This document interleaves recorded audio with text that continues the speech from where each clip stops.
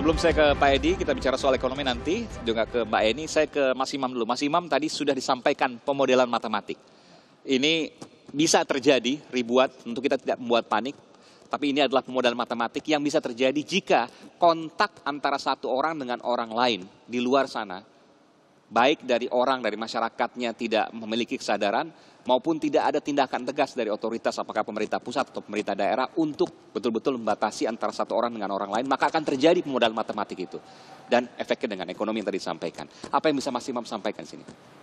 Kalau saya belajar ya, ini kan kesempatan banyak belajar jadinya. Tidak hanya disiplin ilmu tertentu, tapi kita harus nyebrang. Rasanya kita semua belajar Mas Imam ya, karena pemerintah pun sekarang juga harus diakui bahwa ada proses-proses yang memang dilakukan secara bertahap. Ya. Meraba. Dan menjadi menarik karena untuk memahami keseluruhan ini nggak bisa hanya satu disiplin ilmu. Kita harus interdisiplin, harus bahkan transdisiplin. Ya. Nah ini saya berusaha untuk memberanikan diri menyentuh yang lain dari pelajaran yang tentu bisa jadi saya bukan orang yang ahli ya, tapi saya berusaha menggabungkan. Misalnya begini, diskusi yang semakin intensif ini difahami bahwa yang menakutkan dari virus corona ini adalah daya penularannya yang begitu cepat, luar biasa cepat. Nah, belajar dari Cina, dari Italia, apa yang terjadi di negara-negara lain itu menunjukkan luar biasa itu peningkatan yang begitu cepat itu. Nah, yang menjadi dikhawatirkan adalah kalau ini semua terjadi tsunami pasien, saya katakan tsunami pasien supaya lebih mudah memahaminya, meludak itu orang pada datang karena terinfeksi, ya, terpapar atau khawatir setidaknya, ya, atau khawatir gitu, tapi dia kan kepengen kepastian karena ada kekhawatiran. Bayangkan kalau seandainya dokter menghadapi pasien atau menghadapi orang yang kepengen mengecek, itu nggak siap. Nah itu akan terjadi congestion, akan terjadi antrian panjang dengan rasa was-was. Nah terus yang kedua adalah kalau seandainya dokter nggak bisa melayani, ya kan, apalagi kalau seandainya situasinya sudah menjadi meningkat, tidak hanya sekedar gejala-gejala ringan, tetapi sudah ada yang sesak nafas. Alat untuk bantu nafas itu apakah tersedia? Karena jumlahnya harus banyak. Nah itu yang terjadi di Amerika, bahkan di Italia, di banyak negara itu repotnya adalah menyediakan alat-alat untuk membantu orang yang dalam keadaan kritis. Kita tidak pernah mengetahui karena belum pernah diinformasikan juga oleh pemerintah. Ya, nah kalau terjadi tsunami pasien, apalagi tsunami pasien kritis, maka kita harus siap. Kalau tidak siap akan terjadi chaos. Nah ini yang menjadi penting sekarang ini, harus gerak cepat. Mana rumah sakit yang belum mempunyai alat deteksi. Ya. Mana rumah sakit yang belum mempunyai peralatan kalau ada pasien yang dalam situasi sudah kritis misalnya. Dan apakah tenaga-tenaganya itu cukup? Dan itu harus disampaikan kepada publik? Saya kira publik akan datang dan kemudian ngetes. Coba saya kepengen nih, misalnya saya sekarang ini demam, saya batuk, terus saya datang ke rumah sakit, ternyata nggak siap rumah sakitnya. Dan itu akhirnya dengan media sosial dia akan lapor. Ya, ya. Nah itu yang terjadi. Kepanikan itu bisa sangat mungkin terjadi. Hari ini terjadi bahwa ada satu orang yang kemudian dianggap sebagai PDP, pasien dengan dalam pengawasan, lalu kemudian dia rumah sakit tersebut tidak bisa merawat, lalu kemudian dirujuk. Nah pertanyaannya ketika dirujuk, kemudian tidak didampingi oleh pihak rumah sakit, maka bisa kemana-mana. Nah itulah yang dikhawatirkan. Makanya di semua negara sekarang ini kan gimana caranya mencegah agar tidak terjadi tsunami pasien. Artinya sakit pasti akan ada, tetapi ibaratnya tuh kasarnya tuh gantian. Jadi jangan ada kerumunan pasien ya yang dalam waktu serentak itu datang ke fasilitas kesehatan kita. Tapi saya harus fair juga mengatakan bahwa pemerintah kan sudah menyosialisasikan work from home. bekerja dari rumah, mengurangi kegiatan di luar, bisa kemudian ada social distancing, ada jarak-jarak sosial yang harus seperti kita duduk ini kan social distancing, ada jarak yang kemudian diatur. Pemerintah bukan juga tidak melakukan apa-apa. Apakah kemudian itu sudah cukup? Ya, ini adalah tugasnya masyarakat. Ya, tugasnya pemerintah adalah memastikan satu, di mana tempat-tempat atau rumah-rumah sakit yang harus disiapkan dengan peralatan yang memadai. Itu tugas pemerintah yang paling utama. Terus kemudian apakah tenaga-tenaga medis ya semua dilengkapi dengan peralatan-peralatan dan juga yang paling sederhana bahkan masker-masker ya yang memadai. Nah, itu tugas yang utama. Nah, sementara tugas masyarakat adalah bagaimana membangun kesadaran ya bahwa ini nggak main-main ini. Ya, oke. Jadi ada pembagian tugas, tidak hanya semata-mata ini. Nah, kalau pemerintah itu menjelaskan dan sudah menjelaskan, warga tidak patuh, itu juga akan menjadi berat sekali. Betul. Kita saatnya untuk melakukan sebuah upaya bersama. Apa yang masih mau sampaikan? Ketika pemerintah sudah menyampaikan tapi masyarakat tidak patuh, maka itu yang dikhawatirkan. Saya ingin tanya ke Mbak Nuning, kembali lagi ke Bandung, Jawa Barat. Mbak Nuning, apakah kemudian dari hasil studi pemodelan matematik Anda yang menyatakan bahwa bulan April bisa terjadi lonjakan yang luar biasa. Kita tentu tidak mengharapkan itu, tapi itu adalah hasil ilmiah yang kemudian disampaikan oleh Anda dari ITB, Institut Teknologi Bandung. Saya ingin bertanya, apakah hanya satu-satunya kunci bahwa kontak antara satu orang dengan orang lain yang kemudian dalam tanda kutip nakal tetap berlangsung di luar sana, itu menjadi satu-satunya faktor yang paling berkontribusi terhadap kenaikan signifikan?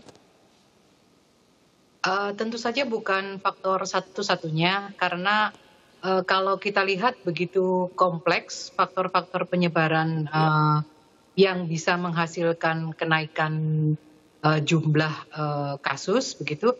Tapi salah satu faktor yang bisa dilakukan oleh individu itu secara signifikan harusnya itu. Tetapi kuncinya adalah disiplin begitu. Jadi tentu saja dari pihak kesehatan masyarakat lebih bisa menjelaskan faktor-faktor krusial apa saja yang terlibat di dalam penyebaran ini. Gitu. Tapi dari sisi yang paling mudah diterapkan untuk melihat bagaimana kita mencegah penyebarannya dari sisi individu, kemudian komunitas yang kecil, kemudian diperbesar, itu adalah dengan begitu membatasi kontak dan juga menjaga kesehatan masing-masing, gitu. Saling mengingatkan untuk tidak pola hidup terutama sehat, bagi yang sakit. Gitu.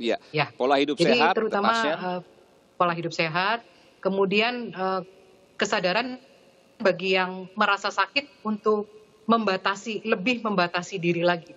Baik, sakit apapun yang terkait dengan flu misalnya, kita tidak tahu nanti misalnya ada perkembangan dan sebagainya. Tentu ini tidak bicara soal ekonomi, karena saya yakin bahwa ini adalah pemodelan untuk kemudian melihat.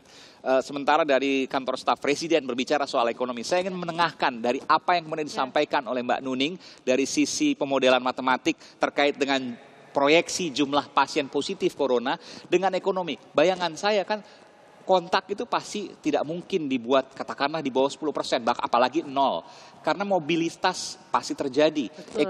Roda ekonomi harus berputar. Bagaimana jalan tengah di sini, Mbak Eni? Yang pasti dari Bu Nining itu potensi. Jadi angka itu yang potensi kasus yang bisa terjadi berdasarkan evidence dari berbagai negara dan potensi yang ada di negara kita gitu. Itu yang harus dikelirkan juga, tidak mesti nanti tiba-tiba April udah kemungkinan segitu ya enggak. Tetapi saya sangat setuju tadi yang disampaikan terutama oleh Mas Imam. Makanya sekarang yang paling utama sebenarnya bagaimana semua stakeholder itu melawan corona bersama. Itu yang paling utama. Jadi dari yang disampaikan siapa aja dan apa yang harus dilakukan?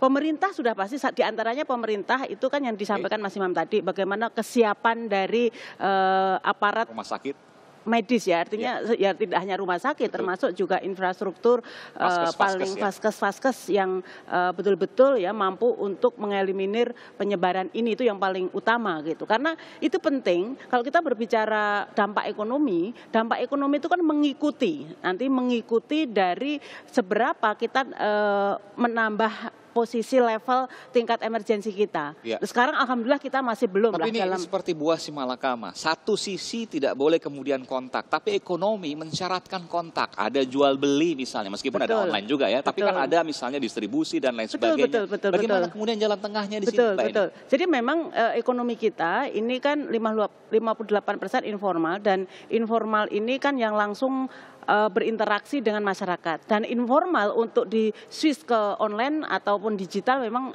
relatif sulit. Oke. Nah, bagaimana jalan tengahnya? Ini kan pemerintah bisa misalnya, makanya yang kita ingin dengar dari kemarin itu kan tidak hanya skema seperti menengah ya. Jadi stimulus paket kedua itu kan hampir semuanya untuk jangka menengah. Nah, yang emergency respon ini yang belum. Katakanlah bagaimana ketika Jakarta misalnya relatif terbatasi mobilitas orang, nah sehingga peluang para pedagang kaki lima, peluang pada retail-retail kecil-kecil ini kan menjadi sangat terbatas. Nah, sehingga apakah dimungkinkan ada fasilitasi misalnya nanti pedagang-pedagang terutama yang sifatnya masih ini ya tidak cepat busuk ini kan dikoordinir gitu, Oke. difasilitasi untuk Bayangannya seperti apa, bagaimana Mbak Eni? distribusinya gitu. Misalnya gimana? Dibeli, misalnya kan pemerintah seperti Pemprov DKI ini kan punya cadangan. Ya. Nah, ini kan bisa semacam diabsorb gitu loh, dibeli oleh pemerintah daerah. Nah, sehingga mereka tetap berputar perdagangannya. Tetapi pasti pembelian ini kan untuk tidak mungkin seluruh barang, terutama yang kebutuhan-kebutuhan pokok, dan ini juga untuk meminimalisir nanti peluang terjadinya ruang gerak para spekulan. Jadi misalnya barang kebutuhan pokok itu apa? Pangan, sembako. Ya. Nah, sembako ini yang benar-benar harus diamankan. Minimal pemerintah daerah misalnya tidak hanya fokus ke beras. Beras cukup aman, ada Bulog. Tapi di luar beras, minyak goreng, gula misalnya gitu kan. Ini yang harus benar-benar aman sehingga nanti kalau ini sampai ada kenaikan level, pemerintah daerah atau pemerintah itu siap untuk mendistribusikan sembako-sembako Oke. kepada yang membutuhkan. Jadi pemerintah daerah harus siap sewaktu-waktu ketika nanti terjadi sesuatu, kita tidak berharap sekali lagi, Betul. bahwa untuk kemudian mendistribusikan ke masyarakat langsung bahkan. Iya. Setiap pemerintah daerah di Indonesia. Ketika misalnya nanti ini kan harus ada conditionalnya ya. Makanya tadi protokol krisis yang lebih detail, kalau perlu bikin metrik. Jadi metrik pertama sekarang kita di level berapa? Level berapa ini apa yang harus dipersiapkan? Menurut saya di level sekarang yang sarannya Mas Imam tadi yang harus difokuskan terutama. Paskes. Ya, nah kedua nanti tentu dengan adanya katakanlah keterbatasan atau membatasi ruang gerak masyarakat, ini apalagi yang harus disiapkan. Gitu. Oke. Mas Edi, Ya. apa yang kemudian bisa sampaikan Mas Edi tadi Ya. saya tanyakan bahwa pemerintah sudah menyiapkan misalnya work from home dan lain sebagainya, ada social distancing, tapi secara ekonomi juga pasti harus dipikirkan. Ada hal-hal yang bisa disampaikan, protokol-protokol apa terkait ini yang bisa disampaikan? Sudah disiapkan, sudah Ya. disosialisasikan, belum terdengar tapi? Ya, intinya begini ya, pemerintah melakukan yang pemerintah bisa lakukan, dan saya yakinkan bahwa pemerintah all out dalam hal ini. Ya. Nah, tapi untuk saat ini, tadi disampaikan Mbak Eni itu benar ya, bahwa itu dengan bahasa lain kita bisa sampaikan, yang pertama sekarang prioritas itu kesehatan. Nah, ekonomi itu konteksnya adalah kita meminimalisir dampak. Nah, tadi seperti disampaikan oleh Mbak Eni, ini kita ada usaha-usaha kecil, usaha-usaha mikro dan sebagainya. Sebenarnya pemerintah bukan nggak peduli, tapi caranya yang mungkin tidak harus seperti yang tadi disampaikan Mbak Eni, itu salah satu alternatif ya, membeli produknya itu salah satu alternatif.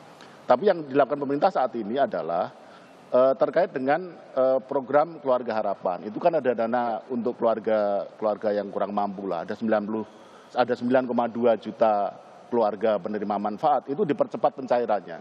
Tujuannya apa? Supaya mereka bisa belanja. Nah, belanjanya teman-teman kita, saudara-saudara kita yang kurang mampu ini kemana? Ya ke UKM biasanya. Oke. Kemudian juga ada bantuan pangan non tunai. Sekarang dikembangkan menjadi kartu sembako. Ini untuk penerima manfaatnya itu 200.000 per bulan. Nah, ini juga bisa dibelanjakan ke yang kita sebutnya sekarang itu sebenarnya e-warung. E-warung itu sebenarnya adalah warung-warung kecil yang kerjasama dengan program ini. Intinya adalah kita ingin mendorong masyarakat kecil untuk tetap mampu berbelanja. Itu adalah cara kita yang kita lakukan saat ini untuk membuat usaha-usaha kecil tetap jalan. Oke. Jadi sebenarnya yang dipikirkan pemerintah bukan hanya yang menengah besar aja. Yang menengah besar ada, tapi yang kecil-kecil juga dipikirkan, tapi memang secara tidak langsung dengan memperkuat. Anda katakan tadi bahwa kesehatan nomor satu, tapi kemudian untuk kalau kita bicara kesehatan, maka untuk meminimalisir kontak, apalagi dari luar, maka dilakukan penutupan, misalnya bandara. Kenapa itu kemudian tidak dilakukan? Kita bicara apakah lockdown mungkin dilakukan kalau memang kesehatan sebagai prioritas ketimbang ekonomi. Kita akan segera kembali lagi di Sapa Indonesia Malam, saudara. Tetaplah bersama kami.